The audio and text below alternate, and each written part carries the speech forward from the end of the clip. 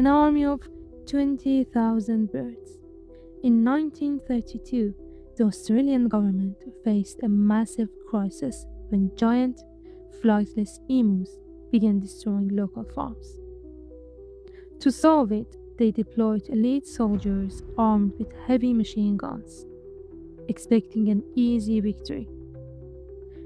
But they completely underestimated their enemy. As soon as the shooting started, the emus didn't panic. They split into small groups, scattered in every direction, and sprinted away at 30 miles per hour. They were simply too fast and too smart.